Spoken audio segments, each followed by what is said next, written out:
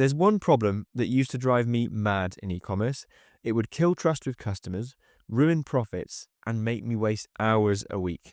But now I've implemented a simple system that I'm going to explain to you in this video that means I haven't had to deal with this issue for the past 3 years, and is the same system that I've implemented into my clients' businesses to save them time and money. So let's dive in. Now, let me just illustrate the problem for you, and you might have experienced this as an e-com business owner yourself. So you've spent money on your ad account, you've got visitors on your store, and you've made a sale. Then when you go to look at the stock conditions or you check with your supplier to get that order fulfilled, they tell you that that product is actually out of stock and unavailable. So then you've got to go back to the customer that's purchased, be really unprofessional, refund them, apologize, and cancel the order. Now you've lost trust there with your customers because you were advertising that product is in stock and it wasn't, and the ad budget is still being spent and it's being burnt on products that aren't actually in stock. The very similar problem as well is not just with the stock conditions, but it's also with the pricing.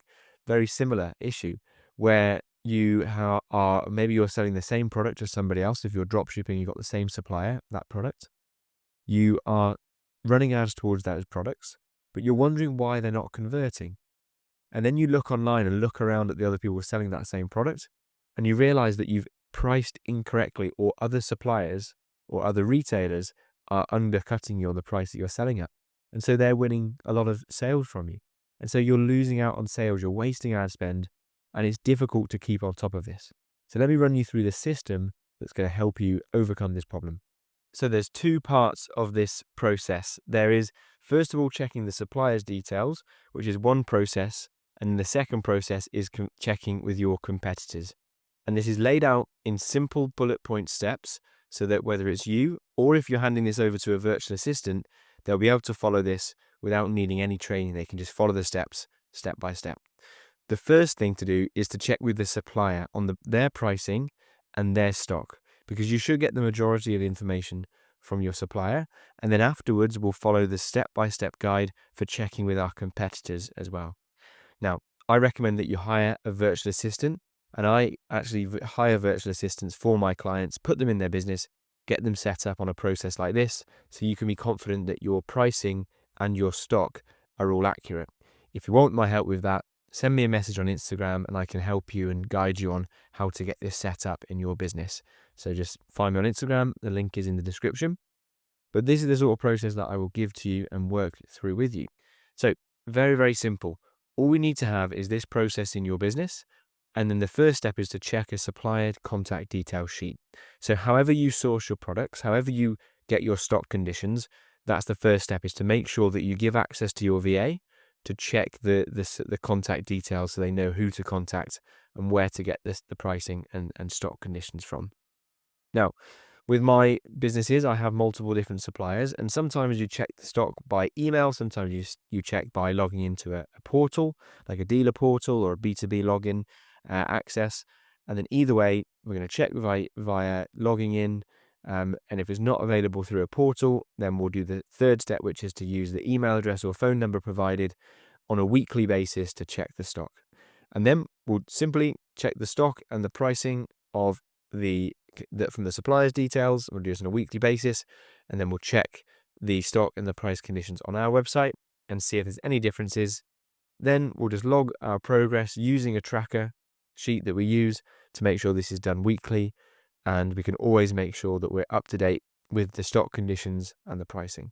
And then just repeat for every supplier, do it in the way that the supplier is set up, and do this on repeat. Now, this is super simple. When you hand it over to VA, they'll do this as part of their weekly tasks and check that it's all there. Now, some suppliers will have their own weekly stock situation where they'll send you their details. And if you've got something that's like a live stock feed, then even better, there might not be a need for this. But if you're in the position that I am with my suppliers, we need to be proactively checking in with the stock conditions, making sure that we're pricing accurately. So just follow this process. I'll send this to you if you send me a message on Instagram, but you can see it there, 6 steps to follow. Now, once we've checked with the supplier that we've got the right pricing on the site and that we've got the right stock conditions that are all accurate for the products that we're selling, we then want to go ahead and use the next process, which is to check in with competitors. So for this, I've set up a Google Sheet, and the Google Sheet will show you 2 key lists: the top products and then the competitors. So that means all you need to do, or your VA needs to do, is first of all list the top 20 products that your best-selling products are. Maybe you've got a smaller range and you know your best sellers are just 10, 15 products that you need to check. But in my case, lots of products, I need to just check my 20 best sellers. We'll have those listed, and that's where our attention should be focused. You might decide that you want them to actually really be on top of more products than just your top 20 best sellers, and therefore make this list as long as you like. But I start with 20 at least, and then start with at least 10 different competitors that are selling the same products. If you have that many, then get those all listed as well. Then open the Google Sheet. These are the simple steps for the VA to follow. Check the products, check the competitor pricing for each of those products, identify any red flags where there's undercutting going on, sales that we need to be aware of, and then log your findings in the same sheet. Make sure the price difference is noted, and then repeat for all products until you've got a clear idea of if these 10 competitors are undercutting you on any of those of the best-selling products.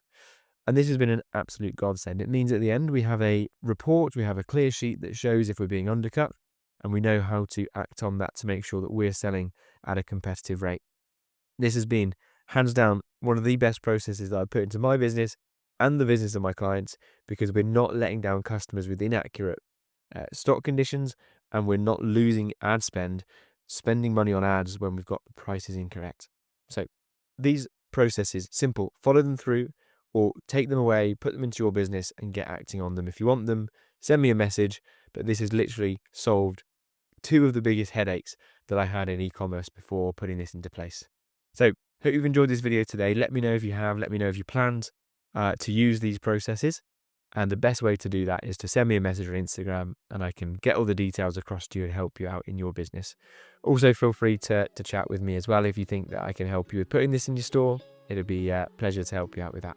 Okay, with that said, hope you've enjoyed the video today, and I'll catch you in the next one.